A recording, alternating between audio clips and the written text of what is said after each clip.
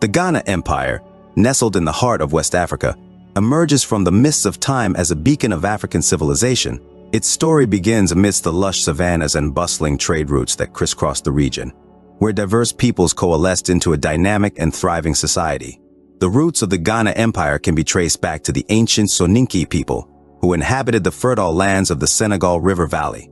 Over time, these disparate communities united under a common banner, forging a powerful empire that would shape the course of regional history for centuries to come. The rise of the Ghana Empire coincided with a period of profound economic and cultural exchange in West Africa.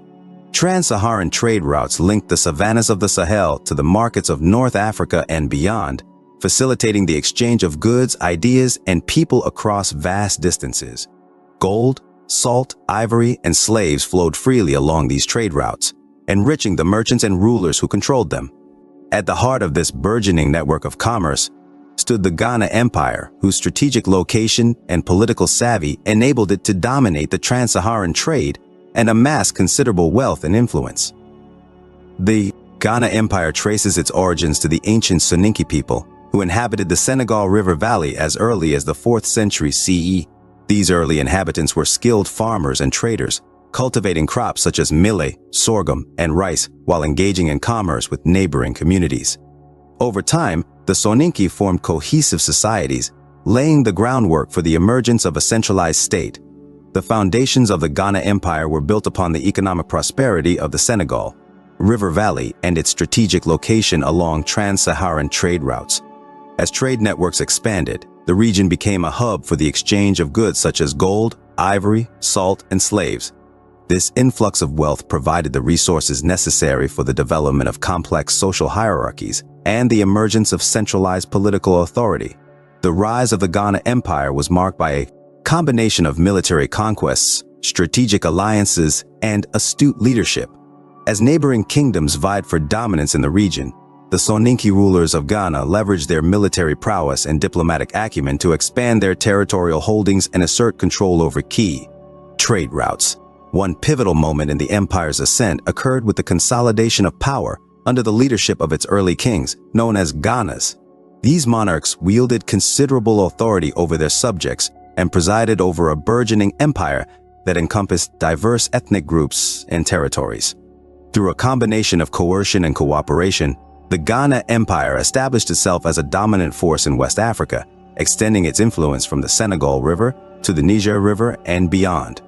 The Ghana Empire operated under a sophisticated administrative hierarchy that facilitated governance across its expansive territories. At the summit of this hierarchy stood the king, known as the Ghana. Beneath the Ghana were a series of officials, each responsible for overseeing specific administrative functions within the empire. These officials included provincial governors, district chiefs, and local administrators who managed the day-to-day affairs of their respective regions. The administrative hierarchy ensured effective governance and allowed the Ghana Empire to maintain control over its diverse population and territories. The king, or Ghana, played a central role in the political and social fabric of the Ghana Empire. As the supreme ruler, the Ghana wielded considerable authority over matters of state, including legislation, taxation, and justice.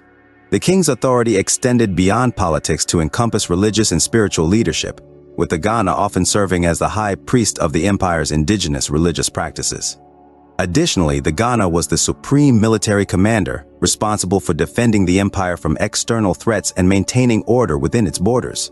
The king's authority was absolute, yet it was often tempered by the advice and counsel of a council of elders and advisors who helped to shape the policies and decisions of the empire.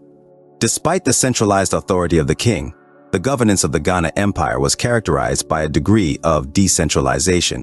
Local rulers and chiefs were granted a significant degree of autonomy in the administration of their territories, allowing for flexibility and adaptability in governance. This decentralized approach enabled the empire to effectively manage its diverse population and territories, accommodating local customs and traditions while maintaining overall cohesion.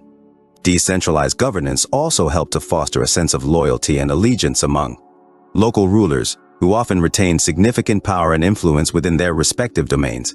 The economic prosperity of the Ghana Empire was intricately linked to its control over the lucrative trans-Saharan trade routes. These routes connected the savannas of West Africa with the markets of North Africa and the Mediterranean, facilitating the exchange of goods, ideas, and cultures across vast distances. The Ghana Empire's strategic location at the nexus of these trade routes allowed it to dominate the trade in gold, salt, ivory, and other valuable commodities. The trans-Saharan trade routes were vital arteries of commerce, traversing the harsh desert terrain and linking major trading centers such as Kumbisala, the capital of the Ghana Empire, with cities in the Maghreb and beyond. Caravans laden with goods would journey across the Sahara, guided by skilled merchants and protected by. These caravans played a crucial role in sustaining the economic prosperity of the Ghana Empire, transporting goods such as gold from the mines of the Akan region to the markets of North Africa, where they were exchanged for salt, textiles, and other commodities. The Ghana Empire was renowned for its wealth and abundance of natural resources, which fueled the trans-Saharan trade and underpinned its economic foundations. Gold was perhaps the most coveted commodity traded by the empire, sourced from the rich gold mines of the Akan region in present-day Ghana and Guinea. Gold served as a symbol of prestige and power, coveted by rulers and merchants alike for its intrinsic value and decorative qualities. In addition to gold, the Ghana Empire traded in a variety of other commodities, including ivory, salt, slaves, and agricultural products. Ivory, obtained from elephants in the forests of West Africa, was highly prized for its use in luxury goods and religious artifacts. Salt, sourced from salt mines in the Sahara and the Sahel, was a vital commodity for preserving food and maintaining health in the hot and arid climate of West Africa. Slaves were also traded as commodities, serving as laborers, sold. Heirs and domestic servants within the empire and beyond. The Ghana Empire developed a sophisticated currency and monetary system to facilitate trade and commerce within its board. Heirs. While the empire did not mint its own coins, various forms of currency were used in exchange for goods and services. One of the primary forms of currency was gold dust, which was weighed and measured to determine its value in trade transactions.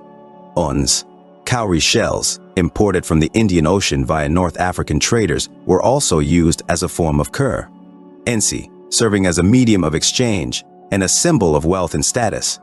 In addition to these forms of currency, the Ghana Empire employed a system of tribute and taxation to maintain its economic stability and fund its administrative apparatus. Local rulers and subject populations were required to pay tribute to the Ghana in the form of goods, livestock, or labor, which were then redistributed to support the needs of the empire. This system of tribute helped to ensure the flow of wealth and resources to the central government, while allowing for a degree of autonomy and self-governance among local communities. Religion played a central role in the cultural life of the Ghana Empire, shaping beliefs, rituals, and social structures. The predominant religion of the empire was indigenous African spiritual traditions, characterized by animistic beliefs and reverence for ancestral spirits and natural forces. These beliefs were intertwined with everyday life, influencing agricultural practices, social customs, and political institutions. In addition to indigenous African religions, Islam also exerted a significant influence on the Ghana Empire, particularly among the ruling elite and urban populations. Muslim traders and scholars from North Africa and the Middle East brought Islam to West Africa through the trans-Saharan trade routes, establishing mosques, schools, and religious communities in cities such as Kumbisala. While Islam coexisted with indigenous belief systems, it gradually spread throughout the empire, influencing cultural practices, legal systems, and social norms. The Ghana Empire was renowned for its artistic expression, architectural achievements, and craftsmanship, which reflected the cultural diversity and creative ingenuity of its people. Artisans and craftsmen produced a wide range of artifacts, including intricate sculptures, pottery, textiles, and jewelry, which served both practical and decorative purposes.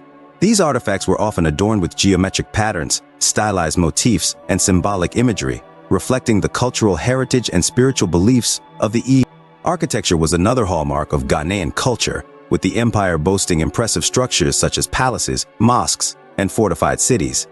The capital city of Kumbisala, for example, was renowned for its grandeur and sophistication, featuring mud brick walls, multi-story buildings, and bustling marketplaces. These architectural marvels served as symbols of the empire's power and prosperity, showcasing the ingenuity and craftsmanship of its builders. The social structure of the Ghana Empire was hierarchical, with distinct social classes and roles that shaped interactions and relationships within society. At the top of the social hierarchy were the ruling elite, including the king, nobles, and high-ranking officials, who wielded political, economic, and social power within the empire. Beneath the elite were merchants, artisans, and skilled craftsmen, who played vital roles in the economy and cultural life of the empire. Below the merchant and artisan classes were the common people, including farmers, laborers, and herders, who formed the backbone of Ghanaian society. These individuals worked the land, tended livestock, and engaged in trade and commerce, contributing to the prosperity and stability of the empire. Despite the hierarchical nature of Ghanaian society, social interactions were characterized by a spirit of cooperation, reciprocity, and mutual respect, with individuals from different social classes often collaborating and intermingling in daily life. The decline of the Ghana Empire was precipitated by a combination of internal strife, external pressures, and changing geopolitical dynamics. One of the primary factors contributing to the empire's decline was internal conflict and political instability. As rival factions vied for power within the empire, civil unrest and power struggles weakened central authority and undermined governance structures. Additionally, external threats, such as invasions by neighboring empires and raids by nomadic groups, further destabilized the empire and eroded its territorial control. Furthermore, the decline of the trans-Saharan trade routes played a significant role in the economic downturn of the Ghana Empire. Shifts in trade patterns and the emergence of alternative trade routes bypassing West Africa diminished the empire's economic influence and deprived it of vital sources of revenue. Moreover, environmental factors, such as drought and desertification, exacerbated economic hardships and contributed to social upheaval within the empire. Despite its eventual decline, the Ghana Empire left a lasting legacy that continues to influence West Africa and beyond. One of the empire's most enduring legacies is its role in shaping the political, economic, and cultural landscape of the region. The Ghana Empire laid the groundwork for future West African empires such as the Mali and Songhai empires, which built upon its achievements and expanded its legacy. Additionally, the empire's control over trans-Saharan trade routes facilitated cultural exchange and the spread of Islam, leaving an indelible mark on the religious and cultural landscape of the region. Moreover, the Ghana Empire's emphasis on governance, trade, and cultural exchange set a precedent for future generations, inspiring efforts to promote unity, cooperation, and development within West Africa. The empire's legacy lives on in the traditions, customs, and identities of the diverse peoples who once inhabited its territories, serving as a source of pride and inspiration for modern-day Africans.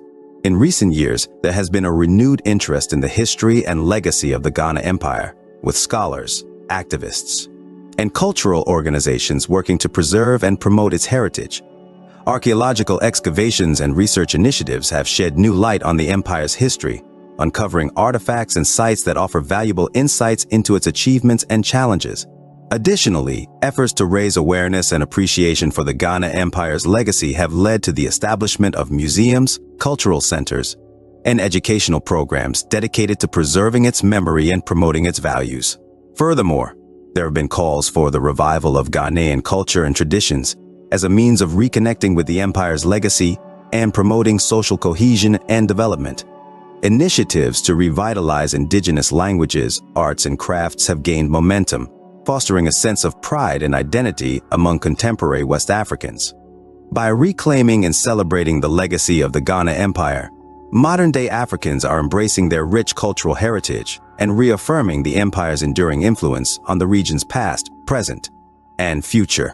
Moving forward, there is a need for continued research and preservation efforts to deepen our understanding of the Ghana Empire and ensure its legacy endures for future generations. Archaeological excavations, historical research, and cultural preservation initiatives will be vital in uncovering new insights into the empire's history and achievements. Additionally, efforts to raise awareness and appreciation for the Ghana Empire's legacy through museums, educational programs, and community engagement initiatives will help to ensure that its story is told and celebrated for years to come. By embracing the legacy of the Ghana Empire and preserving its cultural heritage, we honor the contributions of past generations and pave the way for a brighter future rooted in unity, diversity, and resilience.